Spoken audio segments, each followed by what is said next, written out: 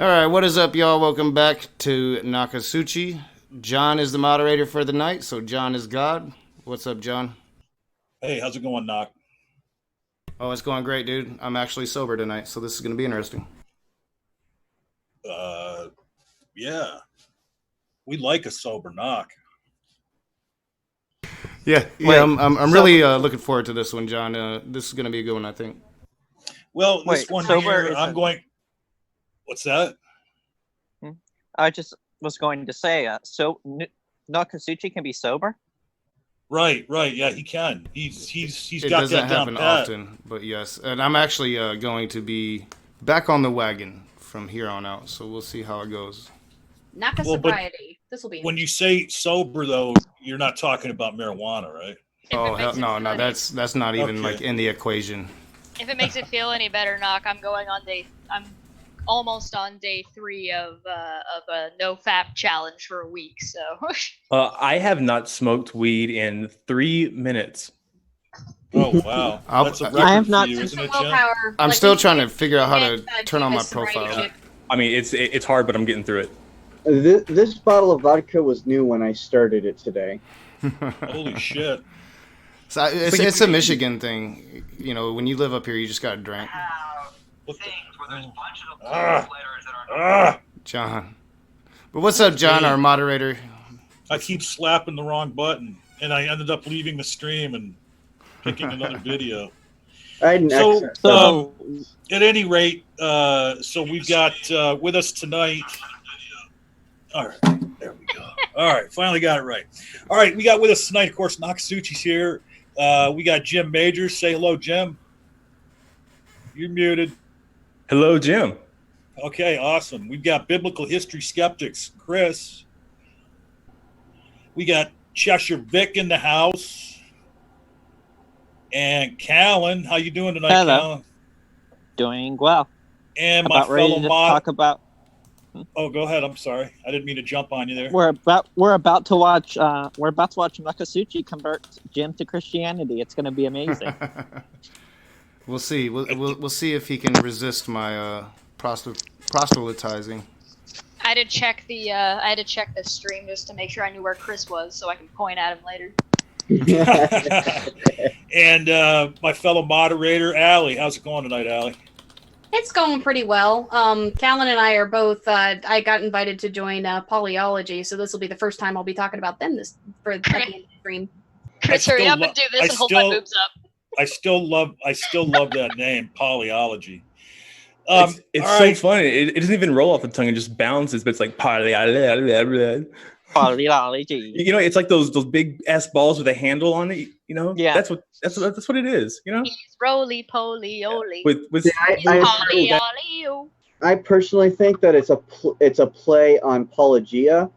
Hmm. It's a Yep. double play. No, actually, Pelagia is a play on us. Polyology. No, actually, Pelagia is a play on us, and Pelagia is actually a secret polytheist. Oh, okay. Oh, That makes sense. heresy Yeah. confirmed. All right. So I heard a rumor that there was a topic tonight, but No, there's never a so topic. this is a topic that came out of a conversation between Allie and Naka, and they're going to talk about, you know, questioning the church and, you know, personal revelation and why the church tries to shut that down, any questioning and any discussion of personal experiences or personal revelation, things like that. So to start it, I'm going to turn it over to Allie since it was her topic and let her set the table, and then everybody jump in from there. All right. Well, thank you, John. So I'll try not to ramble too much, but basically, Naka and I were talking at length about a number of different things, namely the way that a lot of like polytheist and animist faiths differ from like Christianity. And one of the things that got brought up was how much closer the gods are considered in animist and polytheistic faiths. Like they're very much here on the planet with us to some extent. Like there's this belief that they interact with us regularly and that personal experiences are very relevant. Versus when you look at the church is very orthodoxic. They're very fixated on their texts. And you see this a little bit in Islam too, or a lot of it. You've got this text, and that is the final word on God. And even in the like various denominations that still have prophets and such, those prophets have to be selected by the church, they have to be canonized, and the only people who are allowed to have any sort of personal revelations or visions about God or any experiences outside of something that just could be coincidental, like, oh well, I prayed to God to get the money and this, I ended up getting all these bonus hours at my job and God granted my prayer, versus something a lot more direct like you'd hear a polytheist talk about, or that you'd hear say from the head prophet at the Mormon church. So this idea that the church kind of has this obsessive top-down hierarchy where the Bible is at the top and the church order is at the top and any other personal experience is excluded. And I thought that would be an interesting thing to talk about overall, because I think that a lot of that contributes to that distancing that a lot of Christians feel. And since we have two biblical scholars in the house, why don't we hear from Jim and Chris next and hear what their thoughts are on that topic? I'll let you take it first, Chris. I might take a while.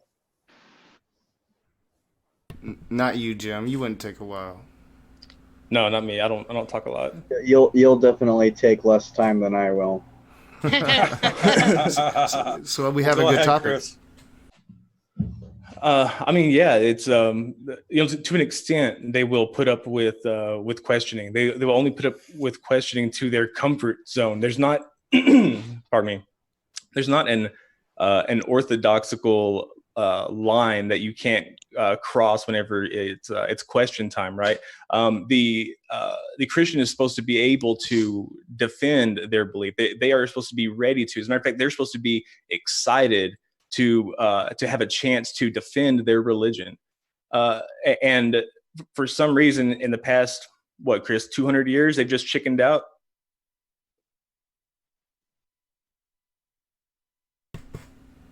Chris.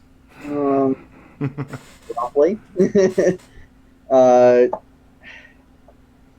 think when it comes to the church and how it's done this, I think that there's actually a big reason for downplaying, especially personal revelation, personal religion, and also the problems of questioning actually stem a lot from an interaction with a lot of very particular philosophy in the church, particularly because the church was by and large very interactive with natural philosophy, so it actually became very, very quickly associated with trying to downplay a lot of revelation. I mean, already in like the letters of Paul, we have Paul trying to talk about downplaying personal revelations, downplaying personal experiences. Go pray on your own. Wasn't some of that also like paired right next to talking about the gifts of the Spirit, though?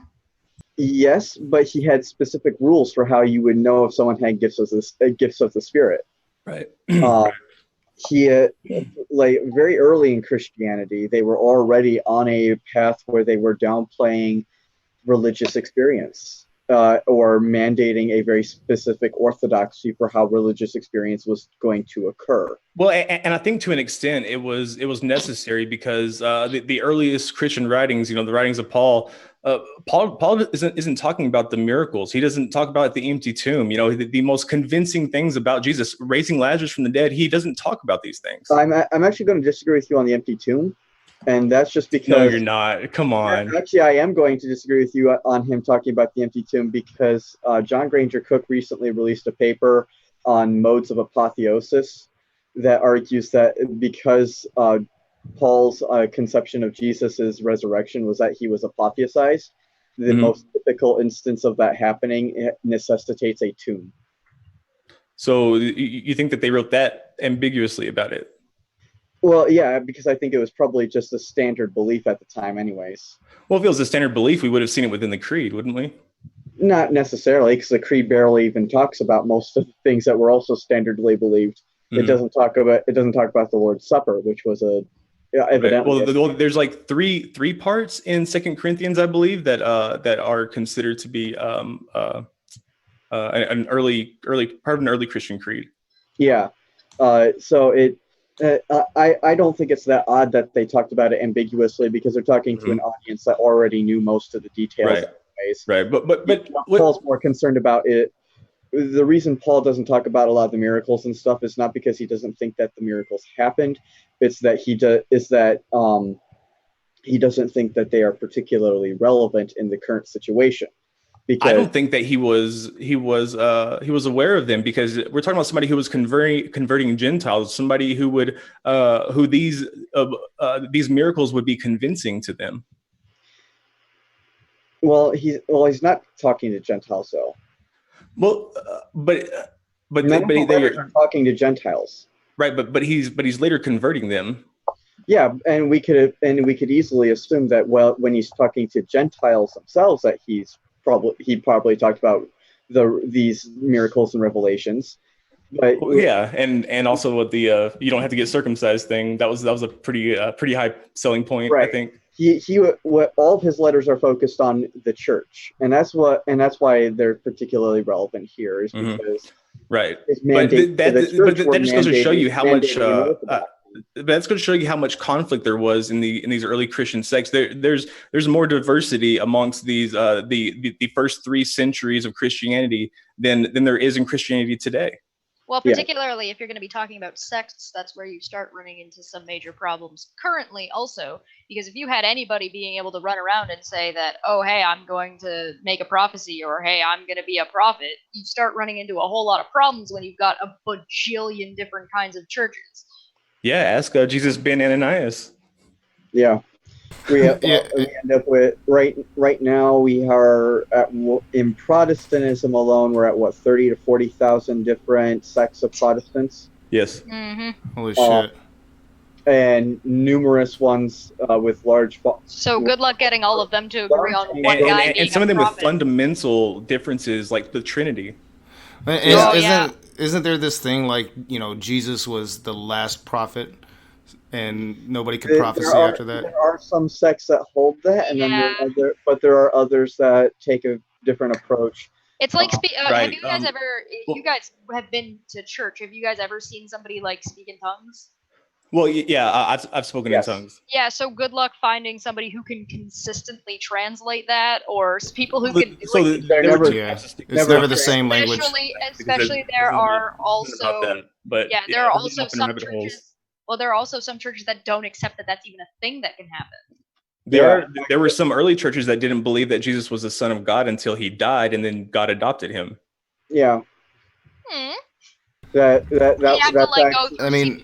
isn't the biblical version of speaking in tongues like being able to understand any language and speak to anybody, not speaking some baby gibberish? There were 2 types of speaking in tongues. One was where so one of the gifts of the Spirit was being able to interpret these speaking in tongues, and one of them was speaking in tongues. So there's some texts that necessitate that they had an interpreter, and if they didn't have an interpreter, then they shouldn't be doing it. And then the other one is just so you were speaking in divine tongues or tongues of the angels. Or my favorite was always when one person would speak in tongues and then 2 people would try and translate. Well, I mean, actually, if you look at the account of the day of Pentecost, they actually thought they were living in the end times, because they were getting those gifts, including, and prophecy is one of those gifts. And I believe it's in Joel that gosh, who was it? Peter, that Peter was addressing. And he said, behold, this is what the prophet Joel said, that in the end days that we will receive the gifts of prophecy. Hey, hold on a second, folks. Aaron Benton just got here. How you doing tonight, Aaron? I'm doing good. How are you guys doing? What's up, Aaron, man? Have you been told what the topic is? I just read the title of the video. Allie, take a minute and explain to Aaron what we're talking about. Allie. Allie's muted. Hey, if Yeah, I have anybody, to- if anybody I had out there to- would like to come in here and debate me, any theists, you're more than happy to come in and have a conversation. Aaron Jim, is our Christian generally, voice. Come on in. Jim, generally these are closed things. At least when we have Oh, this many people. all right. Yeah, Well, if anybody wants we're to doing debate this me, shit. feel free to just drop it down there. But and I would love to schedule a debate between Jim the Mustache Majors and anybody. So yeah. So, I love how my moniker for him is catching on. Yeah. So, kind of coming Great back, line. I was asked to explain the topic. Basically, what we're talking about is how the Bible itself and the church heavily discourages any sort of personal revelation, and how the church as an institution heavily discourages questioning. That's part of the reason that gifts of the spirit sort of got brought up. In polytheist religions and animist religions, there's this sort of like the gods and the spirits are omnipresent, and personal experience is absolutely core to those faiths. But outside of what is allowed for in the Bible, and even like when you transition from the Old to the New Testament, God becomes significantly less a personal God and significantly more a God that works through the institution. And you see this as you go, from the Old Testament, like the whole of the Old Testament, to Jesus, to Paul, where God gets less and less present, and he's talked about more and more, like outside of his direct interaction with people. And you see like that sort of manifests in this distancing, where if you have a vision or you have personal revelation about God, if it doesn't match what's said in the Bible, it's automatically dismissed. Same with if you have questions that aren't answered in the Bible, like frequently that is shut down, like you're told not to question. So that's kind of the stuff that we're talking about. Yeah, and I'd love for okay. to hear your Okay. thoughts, Aaron, and Callan. Feel free to jump in as well. We haven't heard from Callan yet. Go ahead, Aaron. Yeah. So I believe if it doesn't line up with scripture, then it's like if it's contrary to what scripture teaches, then that's one thing that a believer shouldn't be teaching. I believe that we should go along with what Jesus Christ taught, the message that God's trying to give us, and go with that. I don't believe that we should believe anything that goes against that. So are you saying that if it says so in the Bible, then that should just be accepted and not questioned at all? In a sense, like I do believe that there's different covenants, like what she brought up right now. She brought up how God was a little different in the Old Testament from the New Testament. I do believe that there's a new way of living right now, and that's through the new covenant, which was started by Jesus Christ, his ministry, his death, burial, resurrection, and that's the way that we should be living. We shouldn't be living like the Old Testament way. But Who started the Old Testament way? Where did they get that from? well, the Old Testament way was, of course, it was given to Abraham's descendants, the 12 tribes, and they had the Levitical law, Mosaic law, and they had to do like sacrifices and things like that. Mhm. And it was mostly just to show that nation was distinguished from other nations.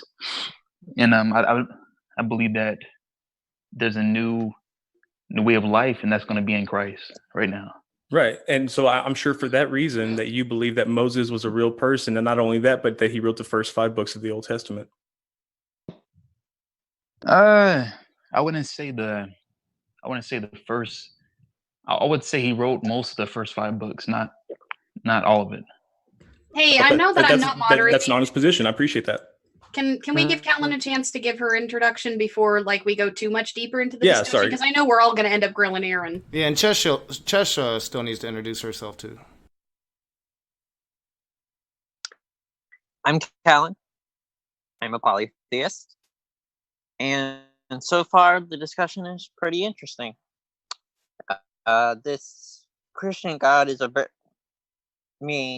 calling him the same God in the Old and the New Testament, I find very confusing, given that the one in the Old Testament does various genocidal acts, while the one in the New Testament supposedly doesn't. So calling them the same God is almost like saying that their God has some form of schizophrenia, or something. I would say that the God of the Old Testament is still the same God as the New Testament. If we want to use the word genocidal, I would still say that he is genocidal because he will do a judgment on the world. He's going to bring destruction. So I feel like he's still the same, but it's going to be a little more intense. So God is justified in genocide because he's God, essentially, right? Do you believe Jesus is in the Old Testament? No, Do you believe that Jesus existed before he was born? no. Very interesting. I never That's really very interesting. So you don't believe that Jesus is the Messiah?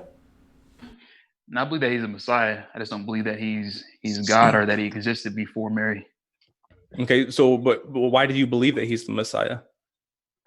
Because of the prophecies. For example, we have Second Kings. It was talking about how there's going to be a kingdom later on that I was think going that's to a be. misunderstanding of the question. I think he's I think you misunderstood. why if he's not God and didn't exist at the beginning, so like at the beginning there was the word was with God, and the word was God. And even the prophecies, like etc. are there any references to Jesus? Anything that we can recognize as references to Jesus?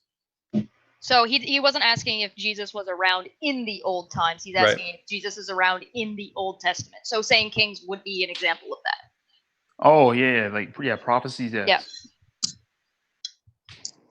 Yeah. I think though that these questions are somewhat missing the topic. Well, okay. Yeah. So, what do you think that atheists can interpret the Bible correctly?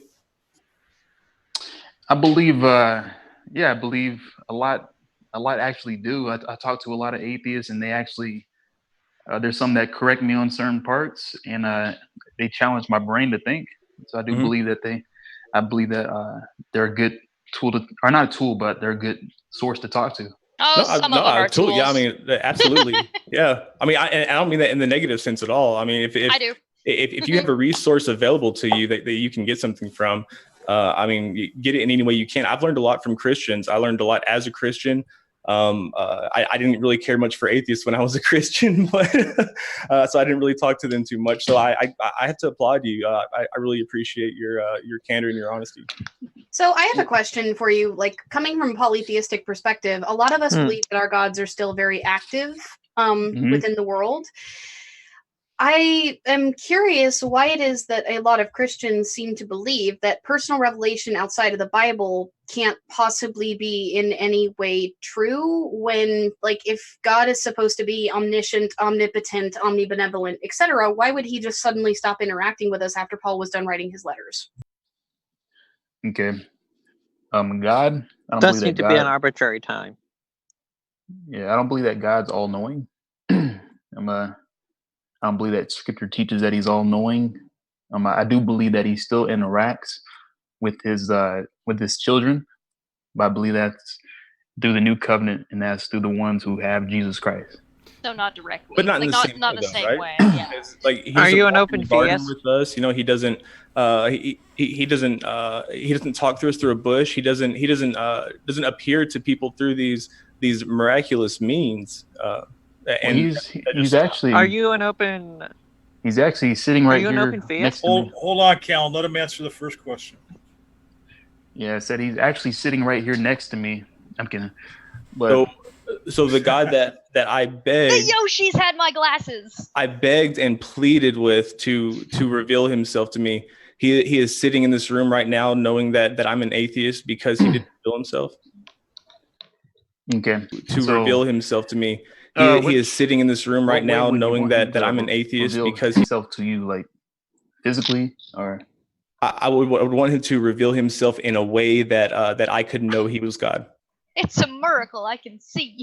Okay, I believe a lot of it comes from faith. You know, a lot of us not going to have this experience of seeing his presence in this life. Mm-hmm. It's all based off of understanding what his son did, and that will be reconciled to God later on. And also just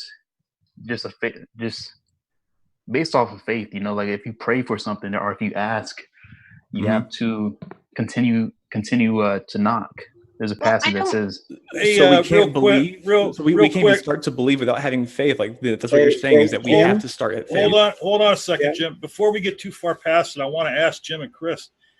When Aaron Well, says no, that there's wait. nowhere, Before you ask us anything, Callan. Oh yeah, you're muted, Chris. well, no, Yeah, no. Callan hold on. was Before trying we to get ask something. when we get to, and I know Callan has a question too.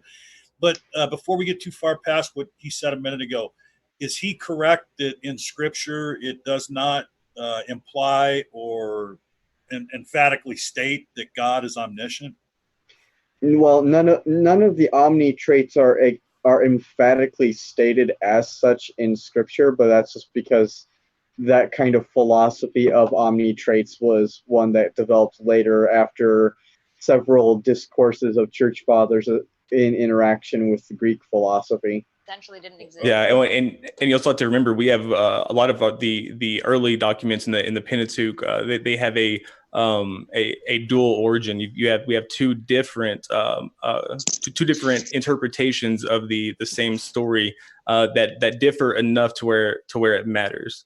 The idea of the omni traits is extra biblical then. Well, because in one of the gods that's portrayed is a disembodied mind, right? He's non-corporeal, whereas like the God in Genesis 2 from verses 4 on in chapter 2, you see God walking in the garden, forming with his hands, breathing into man. He's very anthropomorphized. Well, but that's not really the question. An anthropomorphized God could still have all the omni traits, and so could a incorporeal one. Right, So, but they also argued about his nature. The problem that we're having is when it talks about God as all-knowing and talks about God as being able to do all things. What does it actually mean by that? Yeah. That's the thing. Those are actually the more important questions and more pertinent to this. What else could it possibly mean though to be all knowing? well, I don't believe is that I don't know if we can honestly say that the philosophical idea of all possible things, which is what would, all things possible and impossible, is what a true omnipotent deity would be able to compose. Right. He'd be able to do all things that are possible, all things that are impossible. Otherwise, he could not do all things. And then a few moments ago, Callan had asked Aaron a question, and I think, what was that question again, Callan? You wanted him to specify something? Are you an open theist? That's one. What is that actually? Basically, you hold that God can be like immanent, and he's not necessarily omni.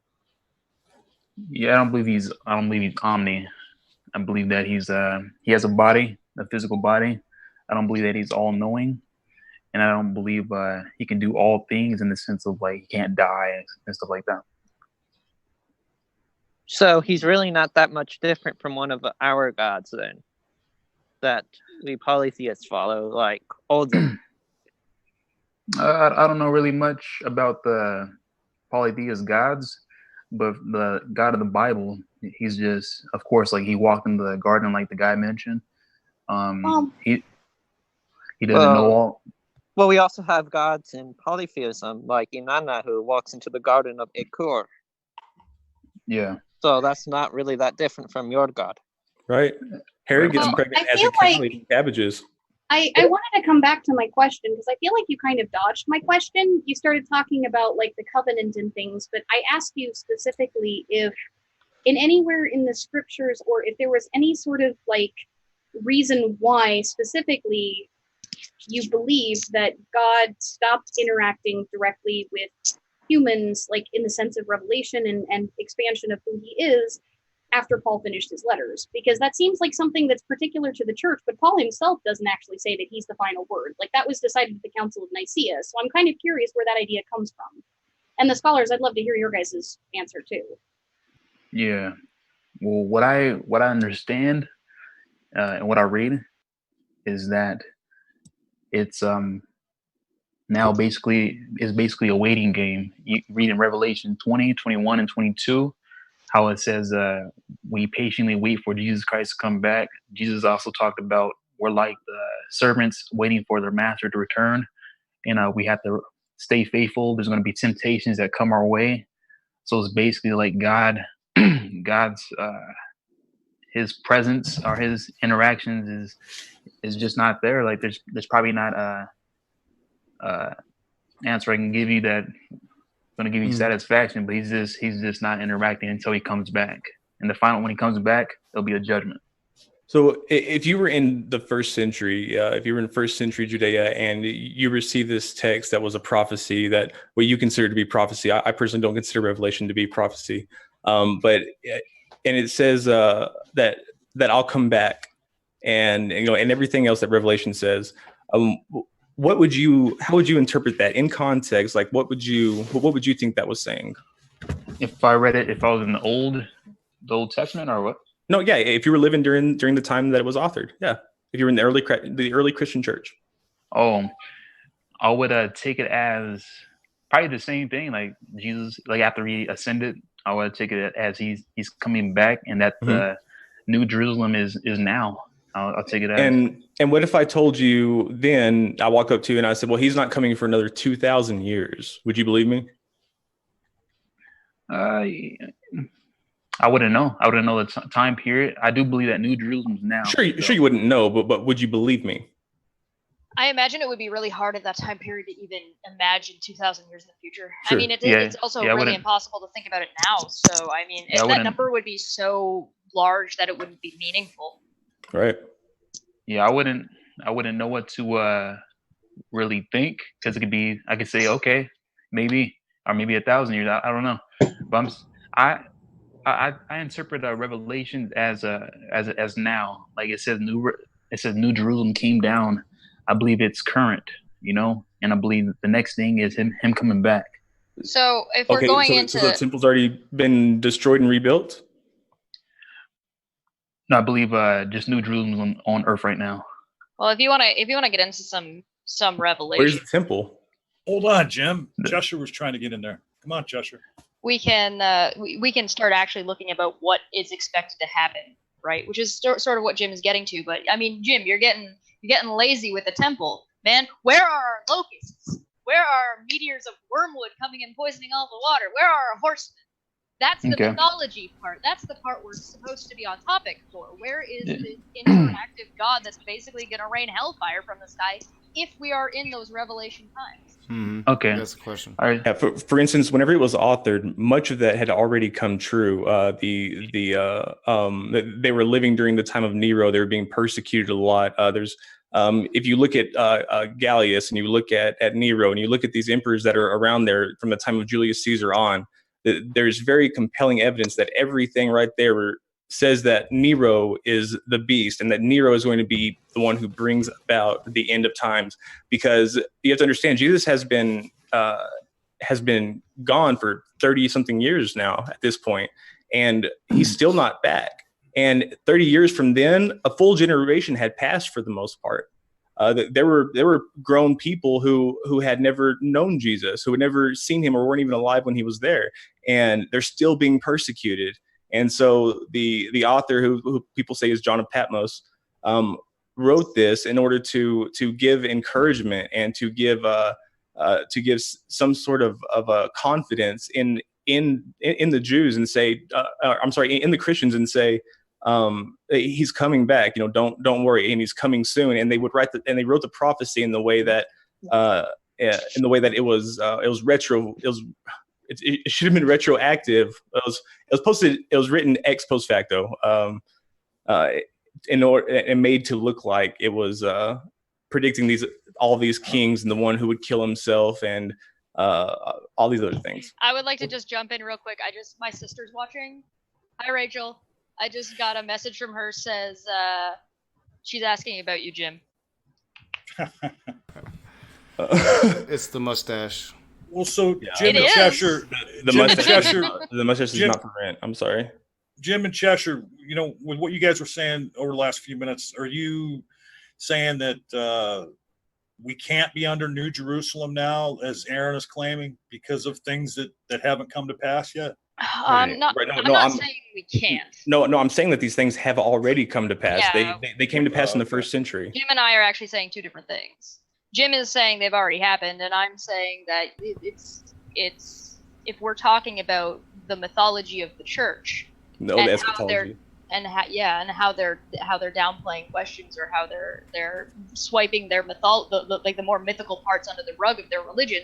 If you want to say, hey, we're in the Revelation times, we're in New Jerusalem now, well, these are the things we would expect to see that are all part of the more mythological style of things. Like, it's one thing to say that, oh, well, emperors are supposed to come back. Yeah, absolutely. But there's a whole nother part that is just meteors, keys, angel trumpets.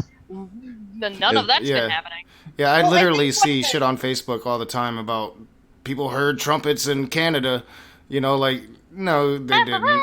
Yeah, no, they didn't. And you're supposed to hear it all over the world. If somebody heard something up in Antarctica, that ain't Waters it. are supposed to be poisoned. Meteors are supposed to come down. There's supposed to be a bunch of crazy locusts that basically have the faces of. They have the bodies of lions, the faces of women. They're supposed to be still locusts somehow that scream out the name of Batten. I It actually sounds believe like the that worst they're. kind of acid trip. Sorry, go ahead. Yeah. Well, no, she said. Allie said that it sounds like the worst kind of acid trip. Well, Cheshire was describing. I'm not sure. We've been grilling Aaron. Aaron, do you want to ask us any questions? Yeah. In regards to, so you don't believe that New Jerusalem could be now? I feel like this is a little bit off topic. What is okay? what is New Jerusalem? I'll go back on top, huh? I mean, it's all right for the conversation, just organically, go down whatever rabbit hole it goes down. Go ahead. Well, Yeah, the but- question that I wanted to bring up earlier, we were talking about, like, it was building on Cheshire's point, that I kind of got cut off by Naka a little bit. I was trying to say it's really interesting how a lot of the modern churches are very choosy about what they consider literal in the Bible. Like, I've heard my church growing up, for example, was young Earth creationist, but they also said that there were certain like stories that were symbolic, and they thought that Revelation in particular was like entirely symbolic, but they were literal with Genesis and a lot of the imagery and such there. Yeah. So I think it's interesting that people think that a version of personal revelation is being able to pick and choose what is literal and what's mythology, and how in particular like modern churches have kind of been straddling that. And I'm curious if anybody has any commentary on that. Well, I believe it's you see it, you will know. You know, for example, Revelation talks about the Lamb walking to the throne, so that's symbolic for Jesus Christ. Like when we read Scripture, we should understand what's going to be symbolic by the things that is mentioned. Are you talking about the one where it's talking about Hold on. Are you talking about where it says the Lamb with horns? No, hold on. We should be able to understand which ones are literal and which ones aren't. By what criteria do we do that? By understanding, it's based off of just reading the context and the characters inside the story or the metaphors used. All right. Did God literally harden Pharaoh's heart? Yes. Can we get a better understanding of this text by studying archaeology and history? Yeah, studying the original language, I believe. Studying I think well, no, I don't original- mean just that. I mean, also mean archaeological, like excavating cities, maybe routes. For example, like Moses walking for 40 days or crossing the Red Sea during the Babylonian exile. Well, yeah, and on top of that, if we're able to say that, well, no, this is literally what happened, that there was a literal hardening of Pharaoh's heart, you start running into a huge problem where, well, Pharaoh's free will was removed, and there's huge theological implications and something like that.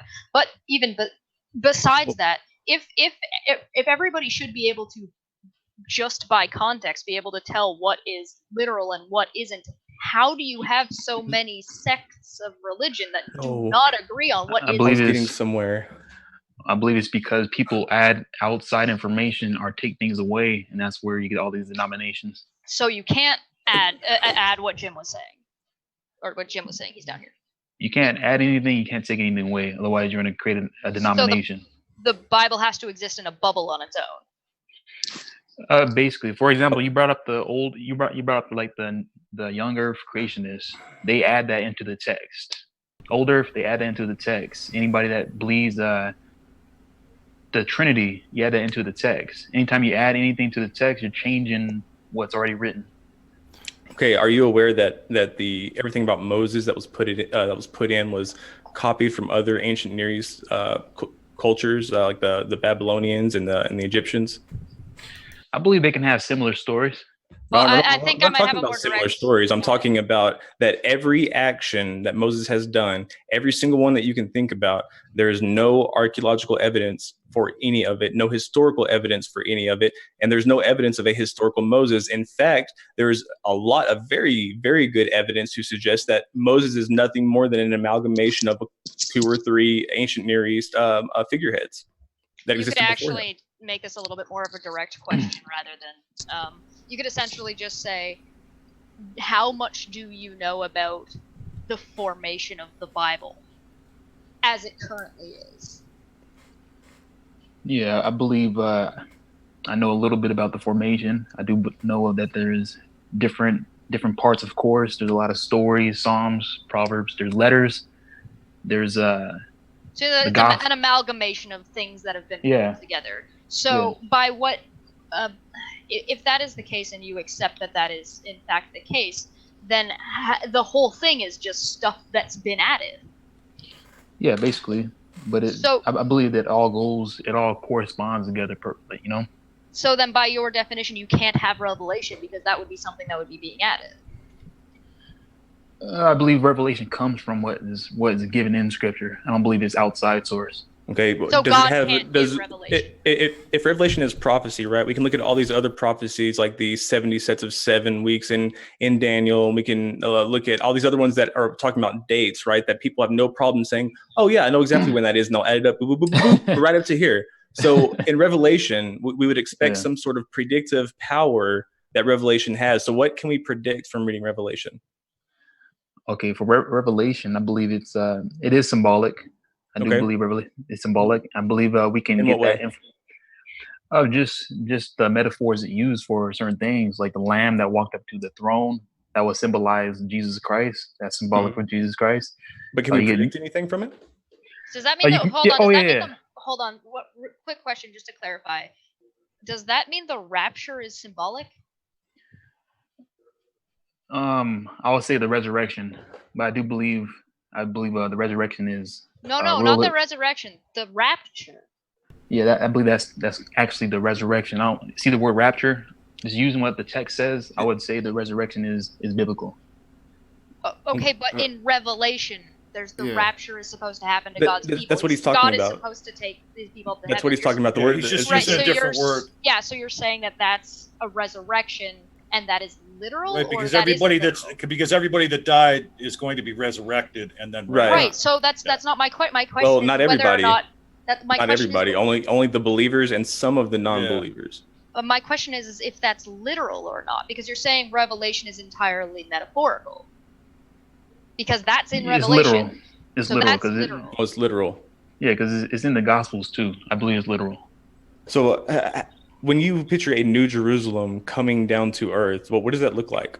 Like how does it come down to you? Okay. So once Revelation is symbolic, it goes back to what Jesus and John the Baptist talked about. The whole Revelation is about John's. He looks so confused. Where does it come down from? Okay. So here's I'm lost. Yeah. Please let me take this, guys. I'm a little bit lost in terms of like how this all relates back. Hush. All right, so New Jerusalem is actually what Jesus Christ talked about. He said it doesn't come at observation. It's not going to come at observation. You're not going to say, look here, look there. It's actually the new Israelites, the Israelites of God, which are the believers of Jesus Christ. So it's not really a box that comes down, but it's the Holy Spirit that came down that John the Baptist saw, and that's what started the church. Are you aware that there's measurements to the Holy Spirit? Yeah, they use measurements in Revelation. That's symbolic for something as well. No, that's New Jerusalem that he's measuring. He's measuring the walls around New Jerusalem. Yeah, I believe it was symbolic for whatever. So you believe that's symbolic? Yes. But I thought you just said that it was literal. No, Revelation is symbolic. Why Except would for God that need one it? bit. Why wouldn't God just be playing with his words? Like I tell my daughter to use her words. Why do we need this symbology? Like, why can't he just tell us so we know? Yeah, what good is symbology? Well, I mean, how is that better? Like, if you could choose whether or not you could clearly determine what was going on here and what the context was and what exactly he means by these symbolic things, Imagine trying to put an IKEA you could table choose together with you could choose to just ambiguously interpret them for yourself. So how which one of those would you prefer? I would prefer. It depends, but what Jesus Come on, Christ be honest, talked. man. I'm serious. Like what Jesus Okay, Christ talked okay. about. He said he doesn't want everybody to know. The ones outside, it's not for them to know. So I'm guessing that's why it was symbolic. I want to see if we Okay, can get but other that didn't people. answer my question. I said, why? Which would you prefer? Would you prefer texts that are symbolic or texts that are literal? Oh, I would prefer texts that are literal, of course. Yeah. Why don't we let others jump in? But Yeah, why? I want to make sure we Hang can on, get hang on, everybody. hang on. But caught up. why? Why do you prefer texts that are literal over texts that are metaphorical? It'll be easier Literal to is so understand. boring. Because why? Literally boring. It'll be easier to understand. It'd be easier to understand it. Do you think God wants us to understand? Not the ones outside. Do you think God wants everybody to understand? Because we aren't outside No, yet. not at all. We aren't I don't outside believe- yet, remember? No. Because remember that passage where Jesus Christ says, Yes, we're this not was given- outside yet. No, that he says this was given to you guys to know. Where he says, not everybody who says, Lord, Lord. No, not that passage. Praising my name will be. Well, so No, wait a minute. If he doesn't Not that want passage. everybody to understand, then why wouldn't the metaphorical ones be better? Because that's what I was getting better at. for him to talk in code if he doesn't want everybody to understand. Especially something so important, right? It's like a lot of salvational necessary text to interpret, right, or what people claim that are necessary for salvation. They're often wishy-washy. Things like the Trinity. The Trinity is so wishy-washy, right? Oh yeah, it really is. So Trinity is false, though. I don't believe the and, Trinity. and baptism's wishy-washy. Prayers even wishy-washy. But the Trinity is fake. It's not literal. What does It's it take not for salvation? It's not biblical. Is it faith plus works? Is faith is good works the evidence of having faith? There are so many things that have to be interpreted. That there's a lot of would you agree that if those things were just literal? Hold on for a second, Jim. Let me early church. Hold on, Jim. Hold on for a second. I like how 5-7 minutes ago you guys said, boy, we've been grilling Aaron a lot. I wonder if he has any questions. Then you guys went right back to grilling Aaron.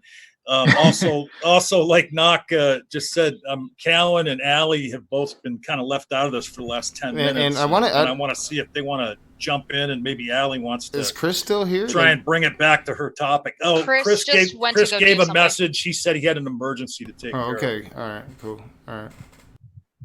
Well, I mean, I think that it's interesting to kind of look at the differences in the way that, religions of the ancient world, and even the way that religion is portrayed in the early parts of the Bible versus the way that it's portrayed as you get further along, the way that changes one's experience. Like in a lot of the early churches, outside of biblical text, you find cross-church letters and things that describe stuff like personal revelation. That's part of what Paul was responding to in some of his letters. Like people having very direct experience and this desire for the church to kind of have a lot more control over what people thought was valid or not. And I think that that's tightened more and more over the years. I think we got a little bit bogged down in the literal versus symbolic discussion, but even interpretation of scripture is considered to be. When Jesus ascended to heaven, do you believe he ascended to heaven? Yeah. Well, we're getting caught up. We're getting caught up, Jim, real quick. Hang on. I know where you're going. I just want No. Well, then don't cut me off. If you know where I'm going, then let me go there. I'm gonna let you go there, but I want to get into something real quick.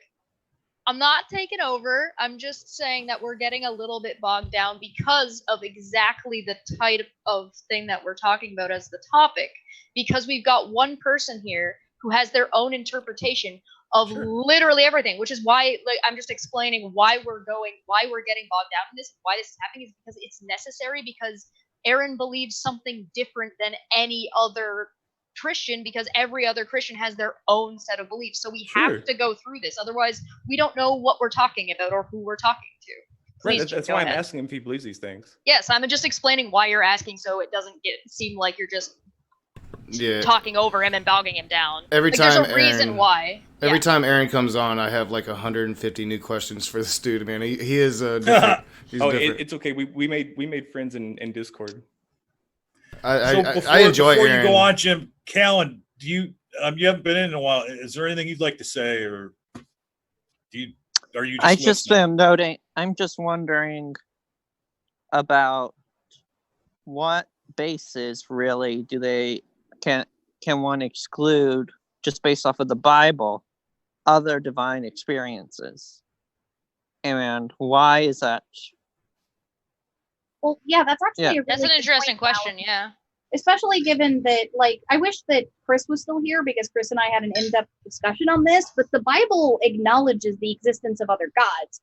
I mean, Ocean even did a video on Chemosh, who ended up kicking Yahweh's butt in one of the interactions, and there was both a tablet in the language of the god of the I'm trying to remember which particular group Chemosh. The Stella, the Moabite Stella. The Moabites. Yeah, Chemosh. there's a story that matches nearly detail for detail with the exception of the human sacrifice, which the Old Testament likes to accuse people of a lot, honestly, like polytheistic cultures. But apart from the human sacrifice, like there's a near identical account of the story of Chemosh and of the Moabites sort of, kicking the Israel's butt after it looked like they weren't going to be able to. Yeah, that's actually one of the earliest references to Yahweh, if I remember correctly.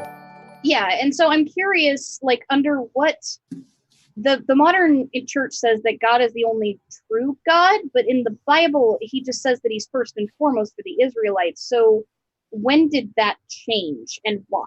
At the beginning of the Iron Age, because so what you had there was first of all a Bronze Age deity, and they're moving into the Iron Age, and you have these Jews who've just been exiled out of Babylon, and they are trying to establish for themselves a new beginning. They're trying to start over, right? They've lost their identity, they've lost their culture. They're trying to establish something, and so they take what is familiar to them, which would be the Canaanite and the Babylonian traditions and rituals, and they just kind of combined them together, and it's evident in the text.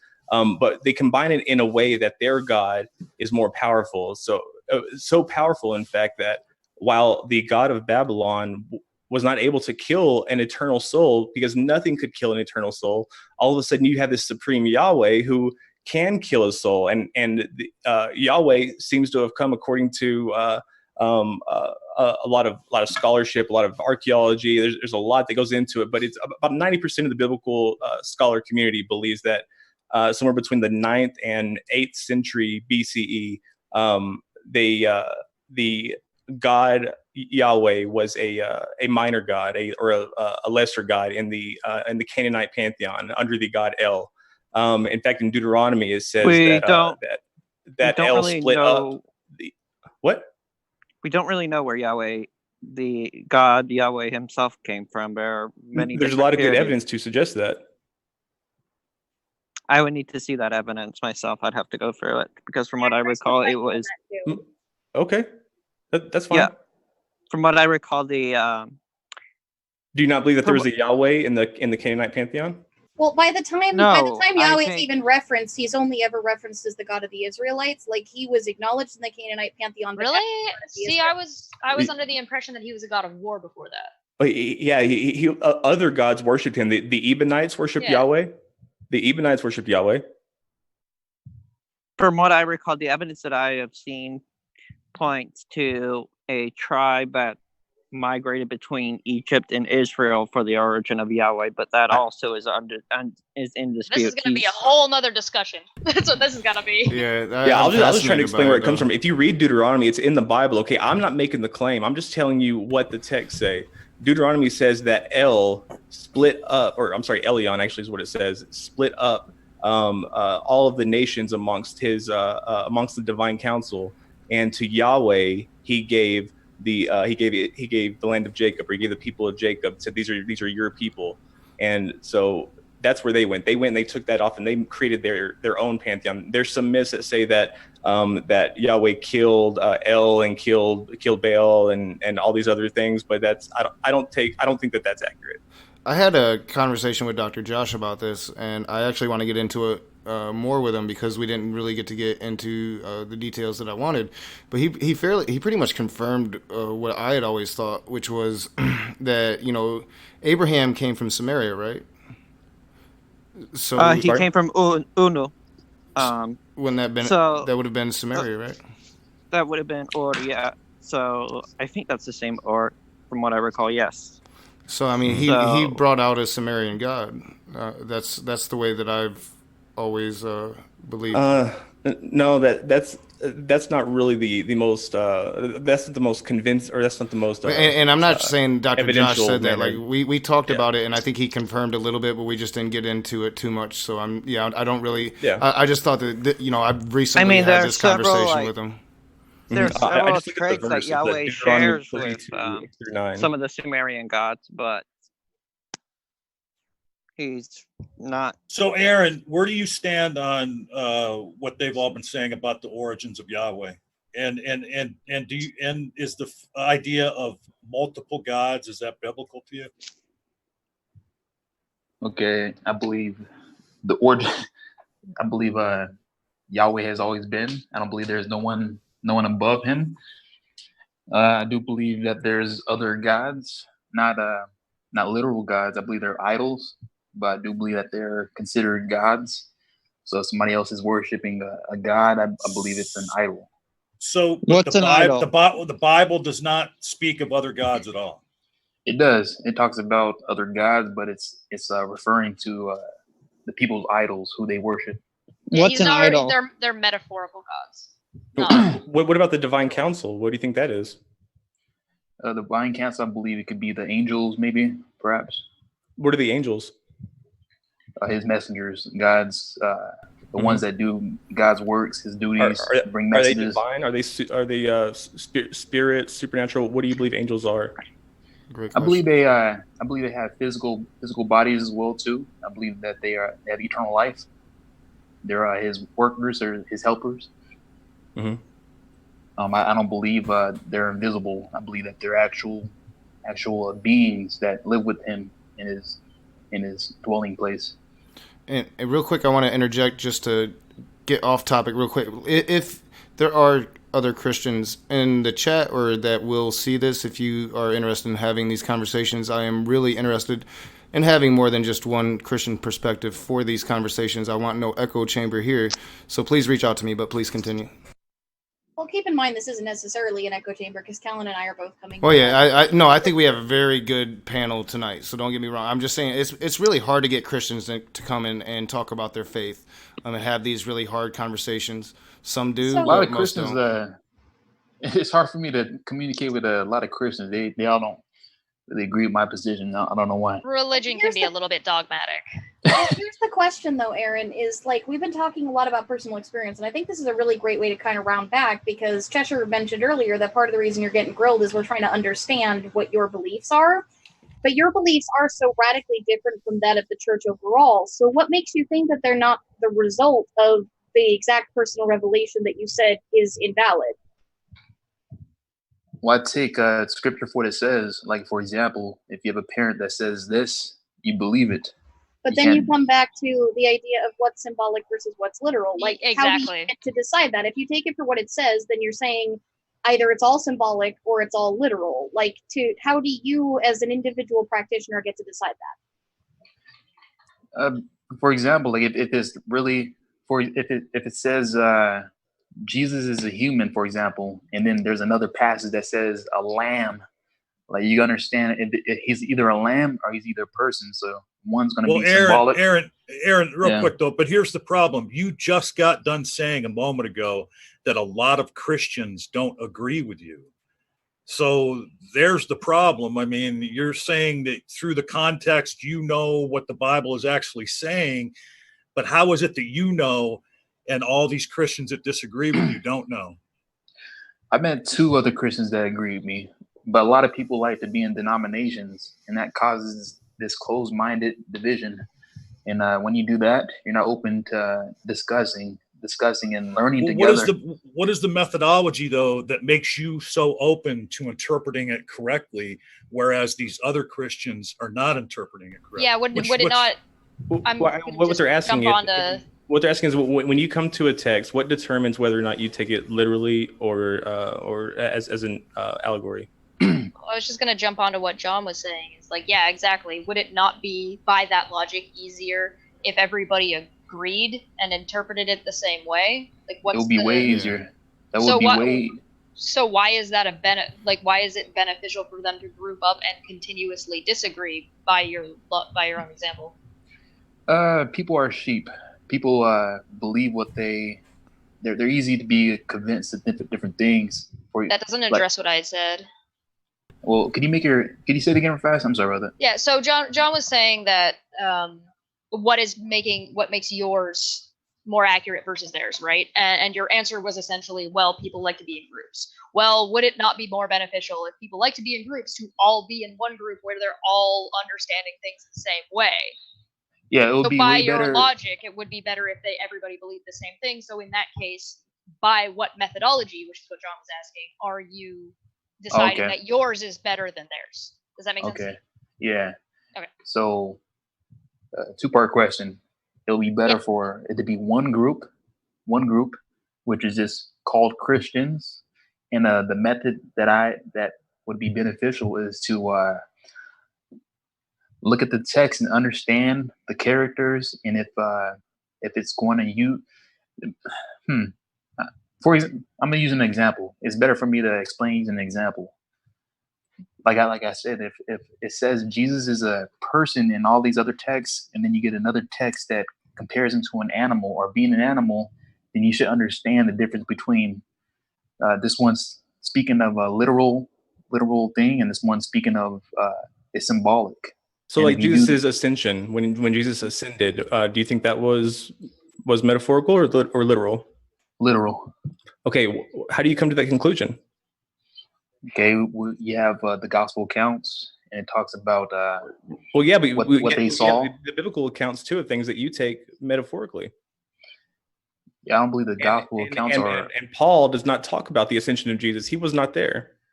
Yeah, I know Paul doesn't talk about it. He became a disciple later on. I'm saying, I don't think no Christian disagrees that that's not literal. Okay, so when Jesus ascended, how far did he go? To heaven. How far is that? I don't know. So heaven is it through our atmosphere? I believe it's above the heavens or the skies. I don't know where that where exactly that's at. Looking at it in context, what do you believe the heavens and skies were for the ancient Hebrews? Well, the skies are what we look up to. Yeah. Yeah, it's what we look up to. The clouds, where the clouds are at. What did they believe about it? Why the sky was blue, for instance? That's a good question. What do you Jim, what do you you're think? so mean. It's because they believe that there was a firmament that separated the waters above from the waters below. Yeah. And they said that within that firmament, all of the lights that God put nights in, to command the day, lights to command the night. That the moon has its own light, and that the stars are just little bitty, teeny tiny dots, and not huge burning balls of gas. So he puts these stars on the inside of this dome. Yeah, that's what the text says. I believe. Is that what you believe? Yeah, I believe that the sun's inside this inside the sky. I believe the moon is, the stars. How far away do you think the sun is? Do you think the Earth is flat? Aaron, no, are hang you on, a hang flat on. earther? Hang on. How far away is the sun? I'm about to get grilled. How far is the sun? Yeah. I don't know. I can't measure that. Let me make that a little bit easier of a question. If NASA says the sun is this far away, do you believe NASA or not? No. Okay. So you don't believe the sun is 93 million miles away? No, for many reasons. Are you a young Earth Aaron? Are you a young Earth creationist too? No. You're not, but you're a flat earther. I just take what the word says. Yeah. I didn't know you was a because you fluffer. You interpret it in another manner. So when you can't say that you take the word for what it is when you don't. So either you have to apply it all across, or you have to admit that you don't. The same. Hey Naka, can I ask a really abrasive question?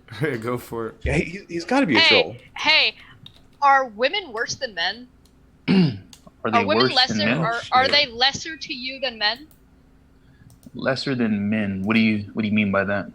I mean, do you think that men are better than women? Look, here's what she's saying. In the Better. Bible, it says women should be pretty- subservient to men. Should women be subservient to men? So excited. Subservient to their husbands, Women, Not so to- women should be subservient to their husbands. not to men, but to the husband. Yeah. Okay. Cheshire? Oh, buddy, we got Wow. ourselves a comment. And I got to tell you, I want to apologies to Allie for how far away from the topic we're getting here, but this is just too good. I feel trapped. Who baited me into this? I think Knock did.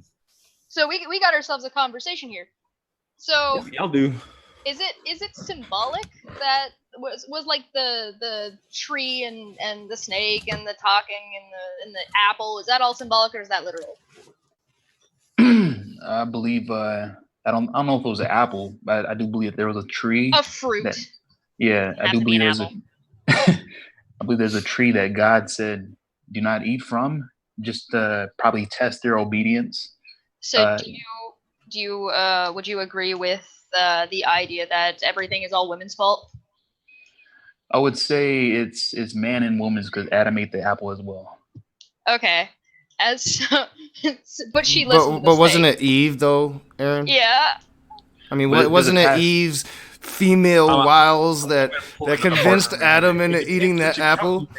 Chris, No, there's a- he's a there's flat a- earther. No, there's a passage Wow. that says Wait, death wait, came wait, through wait. Adam, Okay, so- But Okay, when is Tacitus I- writing from? Are you kidding me, Tacitus? Aaron, Okay, guys, can I ask for a quick please, transition yeah, please, here? Allie. Oh, Since Chris just came back, and at the very beginning, he actually said that he had some interest in sharing like some personal stories about the church shutting down his questioning and stuff growing up. So I'm actually curious if anybody would be interested in sort of transitioning towards that, since we've been Yeah, kind we can. Yeah, Yeah, no, we this can. is, yeah, Yeah, no, I'm Yeah. guessing since the topic has managed to make itself to flat Earth, that it's kind of diverged down a. I went. Well, no, that wasn't I even went- the best part, I Chris. went He said flying that right past that shit. Cheshire asked him if he thought that women were lesser than men, and I clarified and said the Bible says women should be subservient to men, and Aaron said that women should be subservient to their husbands. and real quick, Math Pig, $2 super chat or whatever nationality, Math Pig. Thank you so much. Chris. Take my last two for Jim's reaction. Hashtag Tash Life. You know, You're I'll be welcome, right back. Chris. I need more drugs before I can handle this. Or Uh, well, Well, I do appreciate that Aaron's here and he's being open and free, and I love it. I did not know Yeah. he was a flat earther. I am very interested in getting to a conversation about questions and stuff, Ali. So He's not free. He's not open. He lives in a snow globe, Nunca. Well, actually, I'm actually kind of curious though, because Aaron was talking about having problems with denominations, and so Yeah. given that Chris is kind of getting his bearings back since he just got back, I'm kind of curious if Aaron actually has any stories about a particular church or denomination shutting down his questions, since he seems to diverge quite a bit from normal. Yeah. Yeah, And and that is so a I major topic recommend- I want to get to. yeah, can I definitely recommend having the conversation about flat Earth and women on another stream sometime though. Yeah, we Yeah. are gonna have we'll to move. talk All right, I'm this gonna- flat Earth Like I will shit. mod the fuck out of that one. That I'm calling that Naka. You're not giving that to any other mod. I will mod that one. Flat I'm gonna Earth step and out for a females. minute just Yes. to let them go. So I'll be back. Oh man. Oh, Oh, I didn't know it, yeah, Aaron. that'd be cool. I learned something Okay. new about you every time you come on. It's awesome. I'll give you guys. Okay, I'll so- give you guys some crazy information about that. Make you guys think. Okay, so coming into this, the first things I have to say are oof. And the second things I have to say are What the fuck? I need two Michigander slangs for this. Oh, You're gonna I need guess more we're than going- people are wanting me to talk about my experience in the church growing up and about asking questions. Got a lot. There's a lot of stories because I grew up in primarily very conservative evangelical churches. Their idea of Sunday school was to show us Ken Ham and Kent Hovind videos.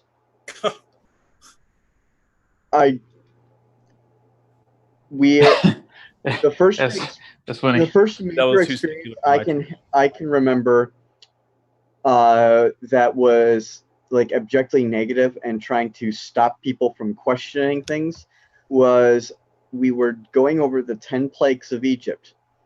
Now, I had already gone through all of those with my parents. I was like 5 years old at the time, by the way. I had already gone through all these with my parents. Both of my parents are extremely well-educated people, and were like, yeah, well, when this plague happened, when God blotted out the sun, we have a attack on the god Ra, who was the sun god of the Egyptians, and a bunch of really good stuff like that.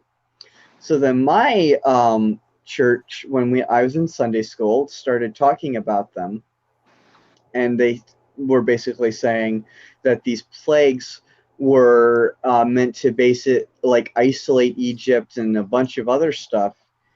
And I started asking, well, weren't these about the gods? Because previously in Exodus it says that he was going to bring judgment on the gods of Egypt. My next experience was them escorting me out of the room, held by my arm in a death grip, and then bringing them to my parents. I had nail marks in my arm because they were so mad and grabbing me so hard, and saying that I was no longer welcome to ever come to Sunday school. Damn. That was when I was Wow. 5 years. Damn. I was shut down on every major question I've ever asked any preacher, especially when I was a Christian. I actually get more answers now that I'm an atheist than I ever did when I was a Christian. Yeah. All of my major experiences growing up in youth groups, the only people that would ever answer any of my questions were two of the youth preachers who were far more open about actually discussing. The head pastor of the church, anytime he was leading the youth group or was there, if you asked him any serious question that he didn't know the answer to, he would say things like, well, your question doesn't make sense, or things like that. Or he would tell you that, or he would start making you internally question how strong your faith was. Well, and I actually had a similar experience to the one you described in Sunday school. When I was 8, I ended up asking a question that I frequently actually ask Christians nowadays, and that is, if God created Adam and Eve and they didn't have the knowledge of good and evil, then how would they have known that questioning God and eating that fruit against his will was in any way evil? And if that they couldn't have known that, which many of the time they couldn't have known that, then what makes the punishment justified? Is that, like, how can God be a just God? Like, right. I asked, it was a much more primitive version of this question. It was like, well, if it says the tree tells you right and wrong, and they hadn't eaten from the tree, and they were told not to eat from the tree. 1, why was God scared that they would eat from the tree? And 2, like, if they didn't know that what right and wrong was, then how could they have known that not doing what God said was wrong? And I got into a lot of trouble. I was hauled out. What happened to me was that I ended up having to go to the pastor's house, and he ended up making me watch like hours and hours of these indoctrination videos. They were really old, like video cassettes, and they were like from the Old Testament all the way up. A bunch of different dry, boring old scholars talking over a mix of like illustrations and animations and just like crude flash stuff by today's standards. But I got into a lot of trouble. And then later on, I was told that like I got indoctrinated enough after being questioned that I wanted to become a missionary, and I was told, well, girls can't become missionaries. All they can do is become wives. But yeah, like that kind of questioning got me into a lot of trouble. The other one that I used to ask was, so like if Cain and Abel were even Adam's only kids, then like who did Abel, or who did Cain marry when he got kicked out? Like, it says he came from another tribe. Like, where did another tribe? What? Well, the thing is that they weren't Abraham's only sons. There was also Seth.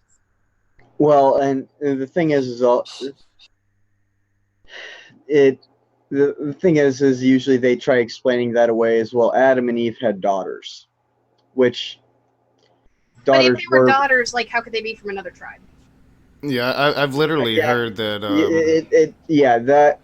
I've literally heard from Christians that, like, you know, they had like 1,000 years or some shit before they actually ate the apple, and they were reproducing that whole time, and they had thousands of children to populate the world and commit incest during that first generation. Yeah, there are a lot of apologetic excuses. The one that actually got me in the most trouble was asking, are Catholics Christians? Oh gosh, Cupcake hates Catholics. It was thought that Yeah, Catholics were wolves in sheep's clothing. My- That they were actually idolaters that claimed to be Christians. well, it would go along these lines. I asked, are Catholics Christians? They would say no. And I said, well, aren't they much older than any Protestant groups are? And they'd say, well, yeah. And I say, and don't Protestant groups didn't they develop their theology and their conceptions out of Catholicism? Yeah. Then why aren't they Christians? Well, they worship Mary. I'm like, well, no, it's not really how that works precisely. And have to explain the nuance there. And because my best friend was Catholic. The person I grew up with and a person that was my closest friend for years, he was a devout Catholic. His family was Catholic. And so one of the greatest seeds of doubt growing up was, if Catholics aren't, it was, how is it that this church is Christian when Catholics can't be Christians? And especially when all these churches are just developed offshoots of Catholicism. How is it that can be any more right than them? And I never got a satisfactory answer. And that is what eventually led to them booting me off of the worship team, booting me out of youth groups. And basically, I ended up being told by church leaders that I was useless and no one needed me. Sounds like a pretty hardcore church. I'm actually curious again if Aaron actually has any stories like that, given that he so vehemently disagrees with the vast majority of the major Christian denominations. And earlier he condemned them, saying denominations are bad. So I'm kind of curious, did you have a negative experience with the church shutting down your free thought that led you to that conclusion?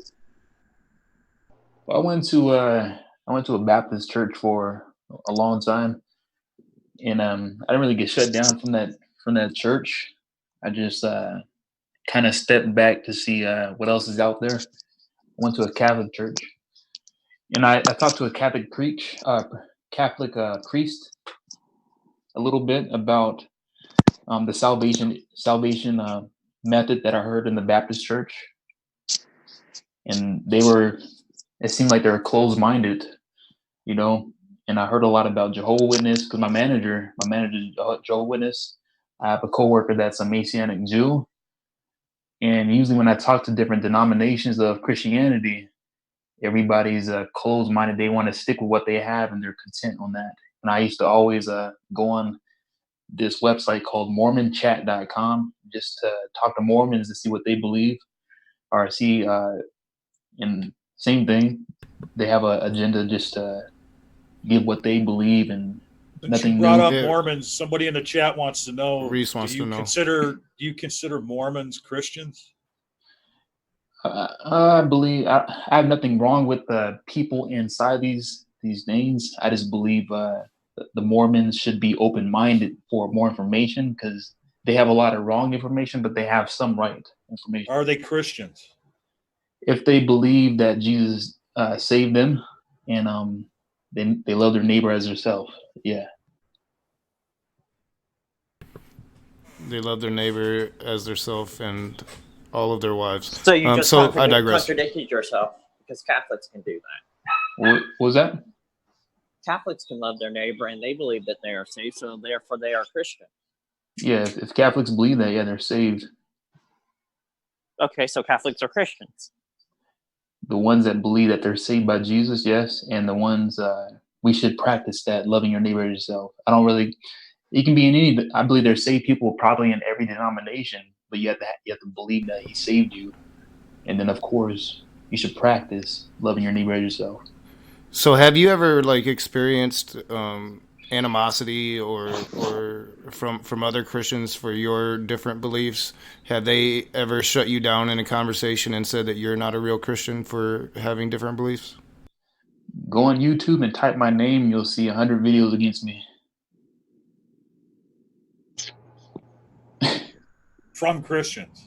From Christians.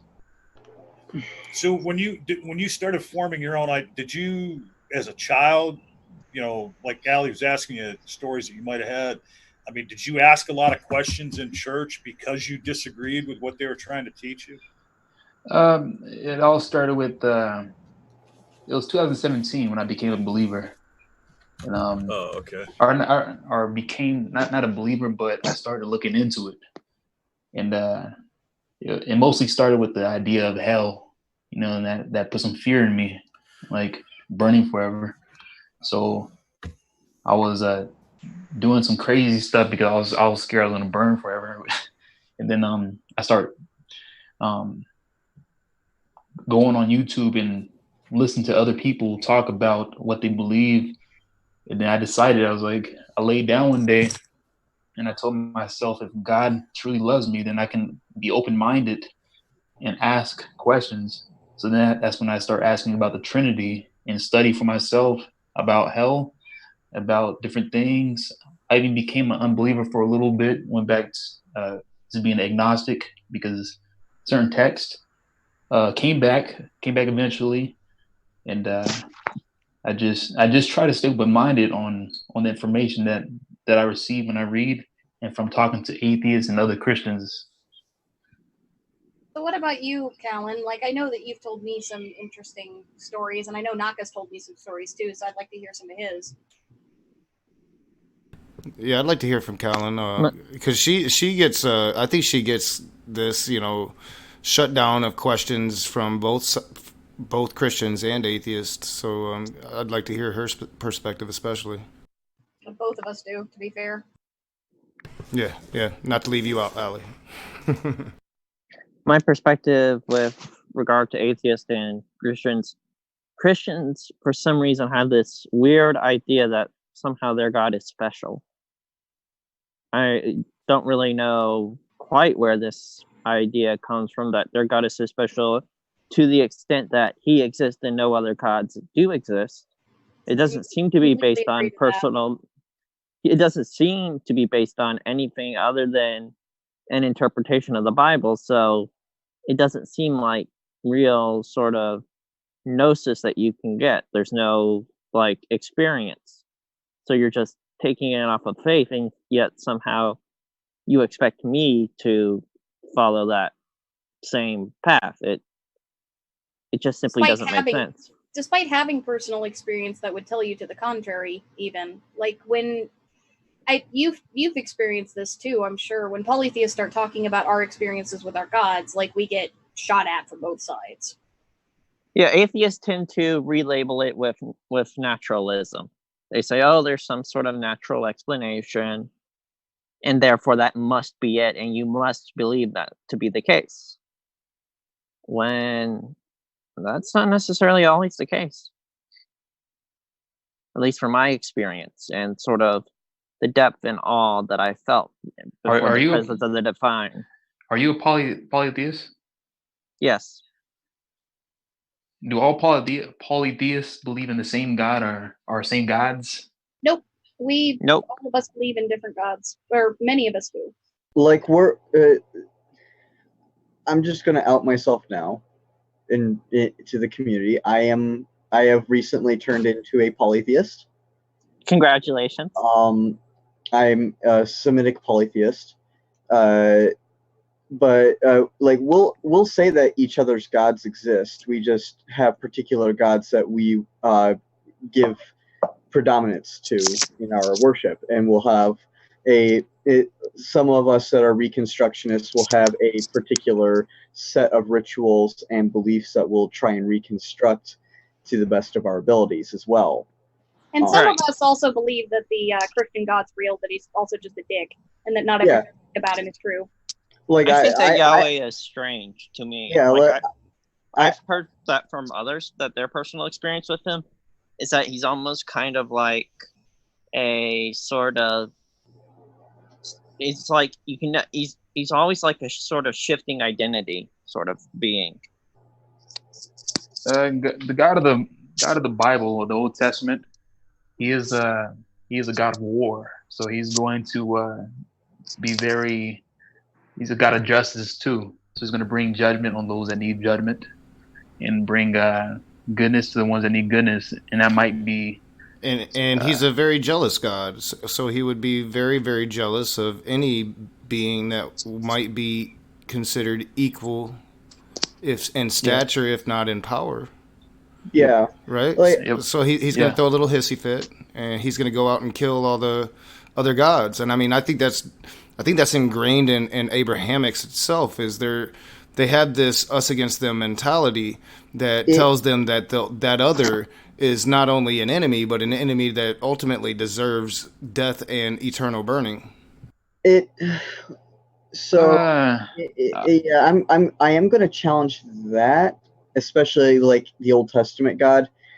I mean, there's not really a conception of this, eternal burning. Everyone's in the Old Testament. Basically, everyone's going to the same place. Sheol. Yeah, I don't believe whether you're righteous or not. You're all just ending up in Sheol. Very clearly, I'm actually leaving Judaism out of that statement about Abrahamics. I only really am referring to Christianity and Islam. Well, even I'm a Christian, but Sheol is just talking about the grave. It's just where you rest until the return, and nobody went to heaven in Judaism. Oh, yeah. Jim, you're back. You're back. Hey, Jim, I want to point out to you, Chris just made a revelation, and now me and Nakasuchi are officially outnumbered by theists. So I wanted to get back to letting Callan tell her personal story, because that was kind of the question that I asked her, and we all kind of went off topic. Hey, Nakasuchi, how long are we going till? 11:30ish. I want to try to get on Discord after for about an hour for anybody that wants to come and join the conversation and continue the conversation afterwards. So I want to shut down the call and get right into Discord for anybody that wants to come. Are you going to be on your Discord? Yeah, my Discord. Can you send me a link to your Discord on Twitter? Because I don't think I'm on. In the video description. Yeah, okay. I've been linking it in the chat as well. I think I might have sent you one on Discord, but maybe I didn't. Maybe I never got around to it today. So go ahead, Callan. Right. So what I was describing with the weirdness of like the Christian. I really at this point I say Christian gods, because to me I know that the God as the Trinitarian God cannot possibly exist, given that it's logically incoherent. So I basically just view those Christians as polytheists with three different gods. They're the Father, the Son, and the Holy Spirit. And I guess I assume, and Yahweh, I guess, is one of those. But anyhow, from atheists, what I tend to get is just purely, here, let me reinterpret your experience in a naturalistic light. Well, no, I think it's a straw man. I don't think all atheists think that way. Not all, but they're asking me about the ones that particularly tend to come after me.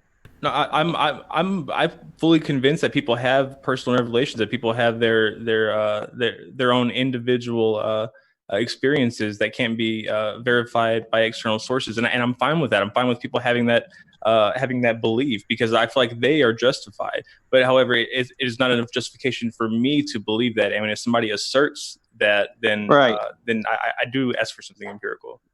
Well, yeah, right, and that's your prerogative.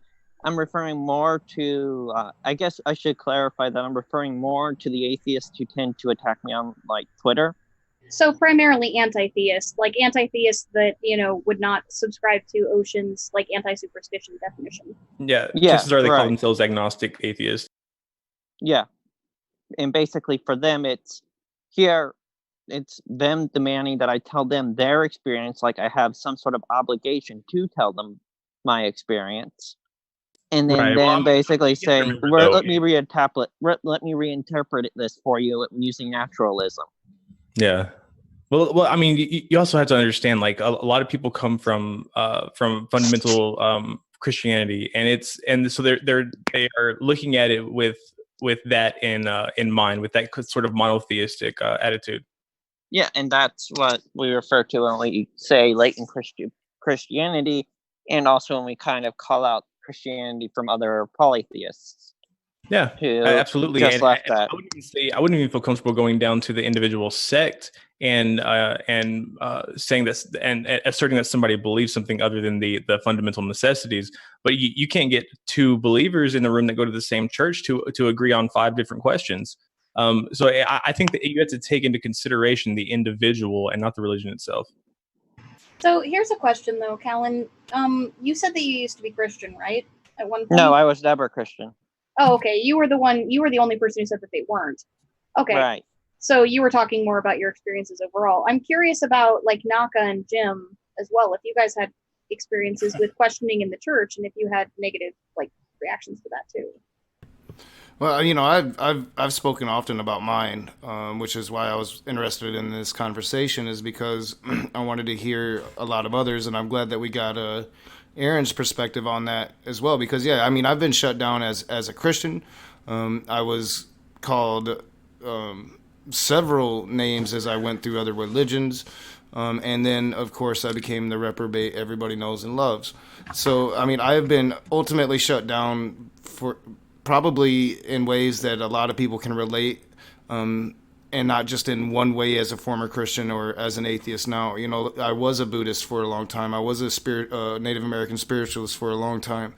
So I had interactions with Christians that would completely shut me down in any of the ideas that I was having, any of the ideas that I was tossing at them, trying to get them to at least see what I was believing from their points of view, their Christian points of view. Like, don't you think that God would have given the earth to the people to be caretakers and not conquerors? And they would pretty much be like, no, fuck you, we're conquerors, and it would just make me disgusted. And yeah, so that's really why I was interested in hearing everybody else. I'm sorry, I think I overtalked somebody. I said it is vomit inducing the way they view the earth. Yeah, it is. It is. It's really, and it's why you have so many of them that are climate change deniers, or some of them aren't even deniers. They're just like, yep, God will fix it. It's God's plan. Or they'll believe that God will come before it gets too bad. One of the few things I think that Yahweh probably has said to people was, "You are caretakers of the earth."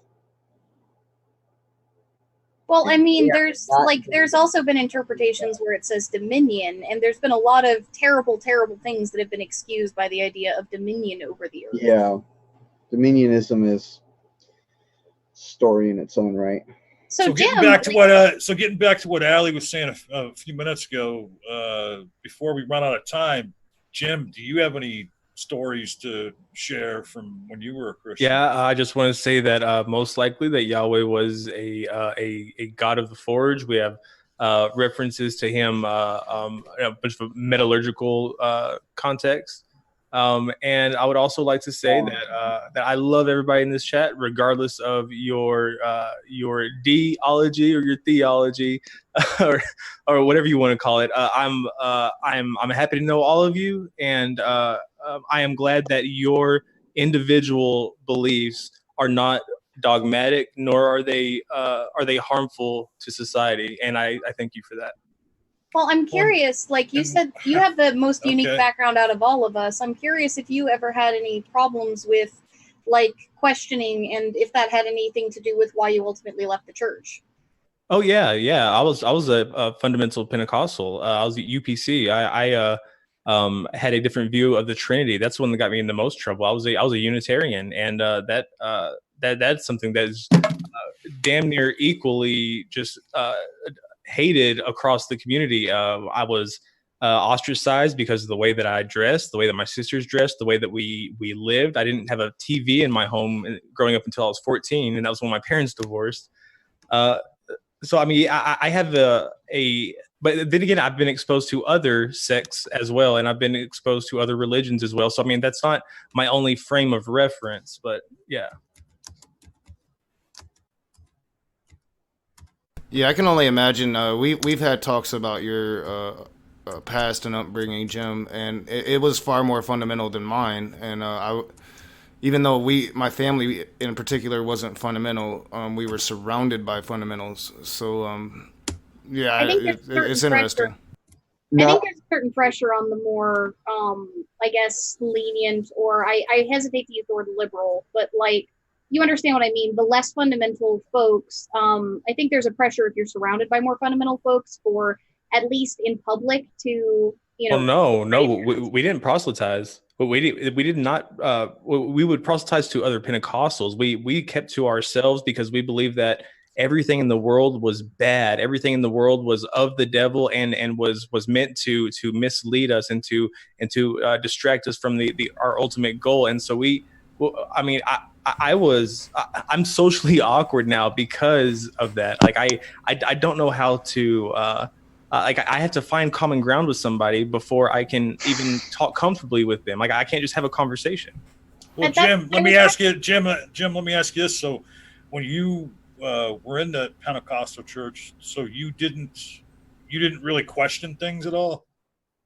Oh yeah, of course I did. The last 2 years I questioned things.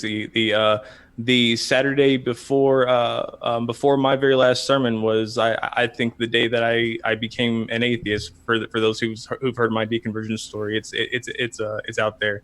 But when I went to church that morning, and they were already expecting me to leave due to some other things, and nothing bad. And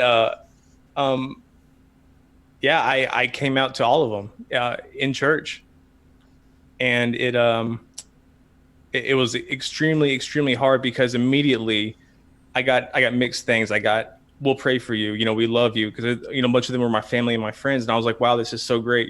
This went so much better than I thought it would. And then as I started, like as the days went on and the weeks went on and the months went on, it was message after message after message after message from friends and family saying, it started going from we'll pray for you and we love you to you're not welcome here, don't come around my kids, stop calling. Wow. Yeah, and that's, I mean, from the conversations that I've talked to you just a couple times, it sounds a lot almost like the 12 tribes cultish, to where, yeah, they're really trying to stay away from the outside world and shelter themselves. And I'm going to be going and talking to them guys soon. Now, probably not as crazy as they get, though. I mean, they get crazy. So one of the things that I actually wanted to cover when I first came up with this topic, and since we're getting towards the end, John, if you're okay with me asking one more major question of the group, I'm Sure, curious. I'm curious what you guys think the utility of shutting down questioning beyond the obvious, keeping people in line, cult doctrine, etc. Like, where you think the justification, either biblically, like what you've heard that it is, where that comes from, and what the utility to the church is for shutting down questioning the way that we've dealt with. well, okay, so justification-wise, there are a number of places in the Bible that they usually point to for this. One of the most typical is, you shall not question the Lord your God. That's directly in here. And so they apply that instantly to don't question church doctrine. And then you have a psalm in Psalm 115. It says that God does whatever he pleases. And then there are other things that say that the scripture, and it's referring to the Old Testament, of course, is the scripture is God breathed and good for instruction. I know, as far as utility is concerned, beyond the obvious of, don't creating an atmosphere where you don't have a bunch of questioning people and all that, I think that actually it helps placate to I think that part of it is because when you try and create a system like this, you are essentially being able to create a static, unchanging community. A community that doesn't question, it doesn't evolve, and it always has the same things being said. And I think that for a lot of people, that is actually comforting, because they Well, I mean, we can look at the history of the church, though, and of church belief, and we can establish that all it takes is one small difference to completely cause a schism in the church and death and excommunication. Yeah, there's a definite fear behind the change of doctrine and change in the church, and the and questions usually will be the ones that lead to a lot of those changes happening. So I think that it serves a utility of helping them downplay these fears of the church being altered or changed or going away from what they're comfortable with, and Right. it gives them a static community that overall, because it's static, it's an unchanging, stable group for them to be in. But it's Which- only unchanging until it changes. Well, yeah, but that the whole point is to keep that change from ever happening. Yeah. Can you think of one like Christological or theological assertion from the say the first century, say like up to Eusebius, let's say, that we still hold today, that we have not broken over the years? I mean, it depends on how you define we. Like okay, like the apostolic succession. Well, that I would say that there's one, and it's that Jesus Christ is the Messiah. Okay. All Christian Yeah, groups. I'll agree with you. Yeah, that's about it though. Yeah, and I mean, in the main orthodoxy itself, like there are of course outliers, but I'd say that there's been a pretty unbroken line of people that also thought that Jesus was divine. Right. But I mean, we also have a lot of instances where these texts are coming up where people are claiming these to be prophecies. You know, like the New Testament authors or the Gospel authors who are obviously they're retrofitting what they thought were prophecies, which some were, but obviously not referring to them. Right. I'm not to tell you that. Right. No, right. But that just actually helps the case that they were thinking of him as divine. He's this divine prophesied figure. It mostly goes back to messianic prophecy, but they also would use others to try and indicate that he is also, in a way, God, because especially based off of the Second Samuel prophecy of how Emmanuel would be taken in by God. To quote, "He will be a son to me, and I will be a father to him." Mm-hmm. Yeah.